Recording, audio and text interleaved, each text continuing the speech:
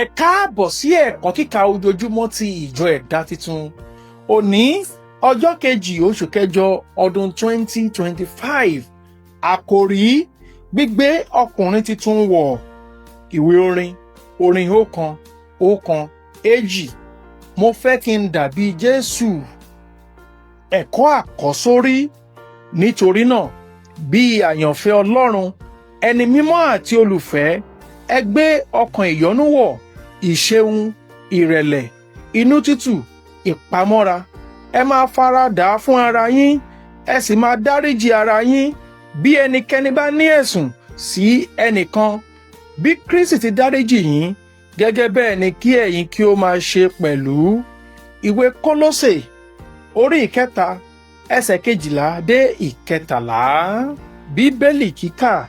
Ìwé Kólósè orí 3 ẹsẹ̀ 9-17. Ẹ má ṣe purọ́ fún ẹnìkejì yín.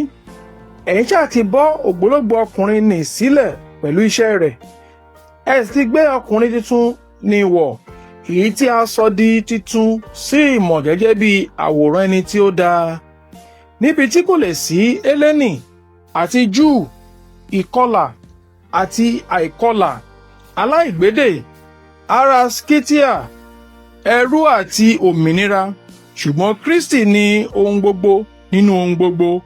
Nítorí náà, bí àyànfẹ́ Ọlọ́run, ẹni mímọ́ àti olùfẹ́, ẹ gbé ọkàn ìyọ́nú wọ̀, ìṣeun, ìrẹ̀lẹ̀, inú tútù, ìpamọ́ra. Ẹ máa faradà fún ara yín, ẹ sì máa dáríjì ara yín bí ẹnikẹ́ni bá ní ẹ̀sùn sí ẹnìkan. Bí Kristi ti dáríjì yín, bẹ́ẹ̀ gẹ́gẹ́ ni kí ẹ̀yin náà kí ó máa ṣe pẹ̀lú. Àti borí gbogbo nǹkan wọ̀nyí, ẹ gbé ìfẹ́ wọ̀, tí í ṣe àmùrè ìwà pípé. Ẹ sì jẹ́ kí àlàáfíà Ọlọ́run kí ó máa ṣe àkóso ọkàn yín sínú èyí tí a pè yín pẹ̀lú nínú ara kan, kí ẹ sì máa dúpẹ́. Ẹ jẹ́ kí ọ̀rọ̀ Kristi máa gbé inú yín ní ọ̀pọ̀lọpọ̀ nínú ọgbọ́n gbogbo, kí ẹ sì máa kọ́, kí ẹ sì máa gba ara yín ní ìyànjú nínú sáàmù àti orin ìyìn àti orin ẹ̀mí. Ẹ máa fi oore-ọ̀fẹ́ kọrin ní ọkàn yín sí Olúwa. Ohunkóhun tí ẹ̀yin bá sì ń ṣe ní ọ̀rọ̀ tàbí ní ìṣe, ẹ máa ṣe gbogbo wọn ní orúkọ Jésù Olúwa. Ẹ máa fi ọpẹ́ fún Ọlọ́run Bàbá nípasẹ̀ rẹ̀. Ẹ̀kọ́. Nínú ẹ̀kọ́ kíkà ojoojúmọ́ òní, Pọ́ọ̀lù fún àwọn onígbàgbọ́ ní àṣẹ pàtó kan. Ẹ má ṣe purọ́ fún ara yín lẹ́nikíní kejì. Níwọ̀n bí ẹ̀yin ti bọ́ ògbólógbòó ọkùnrin sílẹ̀ pẹ̀lú àwọn iṣẹ́ rẹ̀, ẹ sì ti gbé ènìyàn tuntun wọ̀.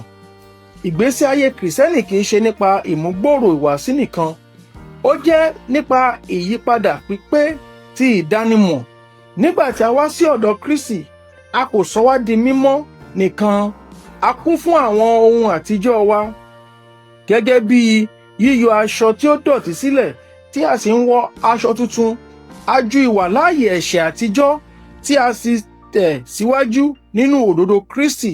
Ìwé Róòmù orí 6 ẹsẹ̀ 6 jẹ́rìí sí èyí. Nínú Kristi, a kò kàn ṣe wá ní ìyàtọ̀, a sọ wá di ọ̀tun, tí a sọ di tuntun ní ìmọ̀ gẹ́gẹ́ bí àwòrán rẹ̀. Nínú Kristi, àwọn ohun àtijọ́ ti kọjá lọ. Kristi ni ohun gbogbo àti nínú ohun gbogbo. Ìdánimọ̀ tuntun yìí kò ní òpin nípasẹ̀ ẹ̀yà, ipò tàbí ẹ̀yìn. Kàkà bẹ́ẹ̀, ó ń pè wá láti gbé ní ìṣọ̀kan tí a fi ìyọ́nú wọ̀, inú rere, ìrẹ̀lẹ̀, ìwà tútù, sùúrù àti ìdáríjì. Ìwọ̀nyí kì í ṣe àwọn ìwà ìhùwàsí nìkan, wọ́n jẹ́ ẹ̀rí pé Kristi ń gbé inú wa. Pọ́ọ̀lù àpọ́stélì lẹ́yìn náà ṣí ojú wa sí ìfẹ́ èyí tí ó ga jùlọ. Ìfẹ́ jẹ́ ẹ̀mú tí ó di gbogbo oore-ọ̀fẹ́ mìíràn papọ̀. Ìwọ kò lè ní oore-ọ̀fẹ́ òtítọ́ láìsí ìfẹ́, àti láìsí ìfẹ́ ìwọ kò lè dáríjì ní tòótọ́. Ìwé Kọ́ríńtì kìíní orí 13 kọ́ wa pé láìsí ìfẹ́ pàápàá, àwọn ẹ̀bùn ẹ̀mí mímọ́ túmọ̀ sí asán. Nípa ìfẹ́ ni gbogbo ènìyàn yóò fi mọ̀ pé ọmọ ẹ̀yìn Kristi ni wá. Ìwé Jòhánù orí 13 ẹsẹ̀ 14 ọgbọ̀n ṣáájú sí i, a pè wá láti gbé pẹ̀lú àlàáfíà Ọlọ́run tí ń ṣàkóso ọkàn wa, láti dúpẹ́ àti láti jẹ́ kí ọ̀rọ̀ Kristi máa gbé inú wa lọ́pọ̀lọpọ̀. Èyí jẹ́ ìgbésí ayé ìjọsìn níbi tí gbogbo ohun tí a bá ń ṣe, yálà nínú ọ̀rọ̀ tàbí nínú ìṣe, ni à ń ṣe ní orúkọ Jésù àti fún ògo Ọlọ́run. Ọpẹ́, àlàáfíà àti ìwé mímọ́ gbọ́dọ̀ tún ọkàn wa, àwọn ilé wa àti àwọn ìjọsìn wa ṣe.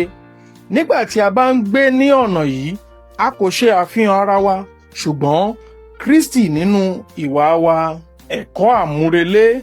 Ìgbésí ayé onígbàgbọ́ kì í ṣe ìyípadà ìhùwàsí lásán, ṣùgbọ́n ìyípadà pípé sí àwòrán Kristi tí a ń sàmì sí nípasẹ̀ ìfẹ́, ìṣọ̀kan, ìdáríjì àti ìgbésí ayé ìdarí ẹ̀mí.